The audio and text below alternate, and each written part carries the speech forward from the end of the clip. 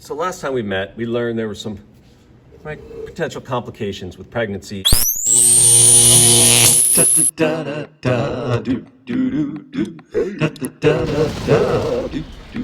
All right. Hey now. Mr. Kovacs Class. It's Mr. Kovacs Class. You might learn a ton. It's Mr. Kovacs Class. It's interesting too. It's Mr. Kovacs Class. And he's super cool. It's Mr. Kovacs Class. Kind of like bad luck, like we call them like medical things, like where like ectopic pregnancy is when the fetus or the embryo implants in the fallopian tube instead of in the uterus, and then there's lots of other things that could go wrong. The worst probably are miscarriages and stillbirths, which means miscarriage is when you lose the baby early on, and then stillbirth is when you actually have to give birth to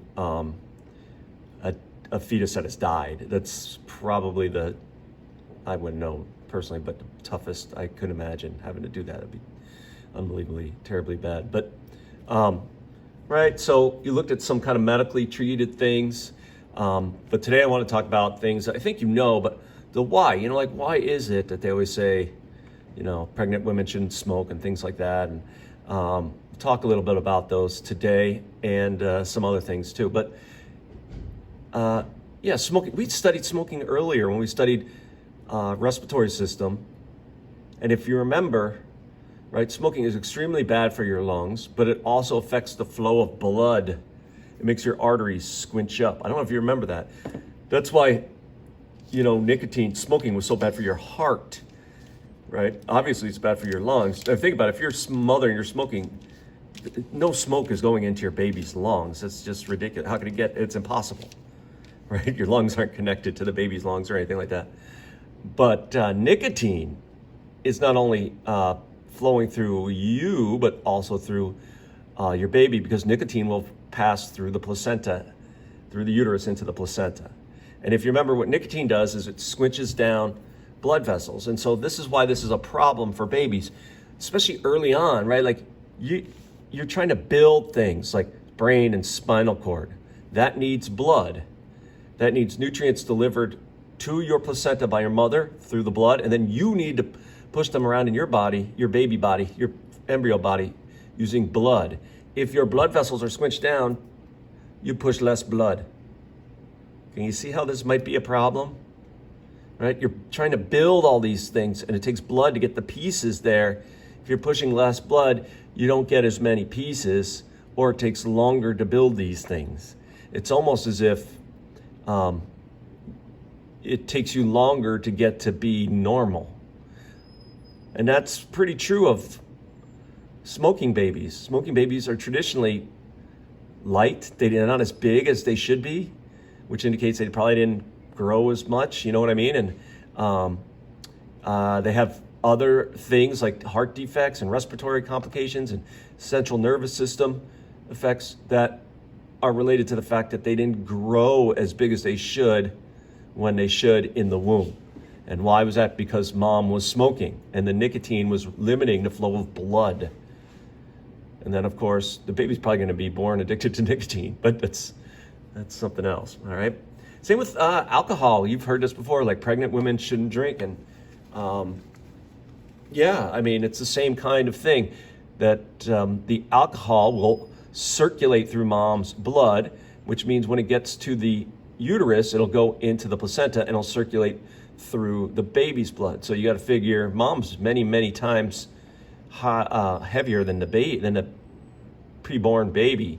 So let's say if it took mom 2 drinks and she was feeling tipsy drunk, it's going to take a lot less alcohol in the blood to do the same thing to that little guy, right? And if there's damage of tissues, which we know there are, it's going to be twice as much damage in the little guy, right? And that's right, the same kind of thing. I mean, so again, the longer mom drinks during pregnancy, the more problems a baby usually has, and one of the worst things is called fetal alcohol syndrome, which is where a baby's development is so affected by the use of alcohol by mom that they basically are kind of doomed to have a quote unquote normal life. Right, here's a normal brain of a newborn, right? First of all, you can see it's much bigger, but also it's bumpier, and bumps are key of the brain. Bumps, these are the sulci. These things, the bumpier the brain, the more processing you can do, I guess, put it that way. So these two children are very different, not only in the size of the brain, but look how smooth this one is. My guess is this kid will grow up, and with a brain like that, will have a very difficult time going to the same school or type of school that you are going to now, and may never, ever, ever learn the things that you have learned. And it's not the kid's fault, right? Because mom was the one drinking, not the kid. But also, often we know alcohol can be addictive, and so it's really a shame that, most mothers, even alcoholic mothers, don't want to hurt their unborn babies. But if you're so addicted to a substance, then, you can't, it's just sad all the way around, and there's no other way around it, okay? So anyway, yeah, the one thing that is always interesting to me is they always call having a baby, it's like a little miracle, which always cracks me up. Because if you know what the definition of miracle is, it's like something happened that couldn't possibly happen by regular means, right? Something so wonderful or unusual or awesome, phenomenal. Those are miracles. And think about it. Having a baby is the least miraculous thing. Like so far, to this day, I'm filming this on April 19th. To this day, there have been over 7 million babies born, 7 million babies born in the month of April. So in 19 days on planet Earth. That's not miraculous. It's like happening all the time. Here, wait, we can go check out the counter. Here's the counter, right? This is how many births today at 2:18 p.m., right? Today, over 200,000, and it's faster than one new baby a second. That's no miracle, I tell you. All right? And I don't know, if you think about it, the chances of having a baby, having a successful pregnancy, even if like if you were to try to have a baby, the chance of it being successful, it actually gets better as the younger you are. But let's see if here, we call this percent chance of conceiving. If you try to have a child, if you're between the age of 20 and 24 years, you've got 86% chance. That's not miraculous. The older you get, the more miraculous it is, to be honest. And yeah. And one thing that's interesting is if you look at the United States, this is the United States, over the last couple of years, you can see the birth rate fluctuates, and we're actually on a little decline, fewer births than normal right now. And actually, in almost half of the country, half of the counties in the United States, last year, more people died than were born. So that means that we've got, the population is decreased. Well, right? If more individuals die than are born, the population goes down, even though people are being born every second. It's just weird to think of that. So in terms of population here in the United States, things are holding on. If you look at the trend, there's not this rapid growth, which that's good news, because that means, resources and things which are limited won't be as stressed out, I guess. And worldwide, fertility rates are fairly low.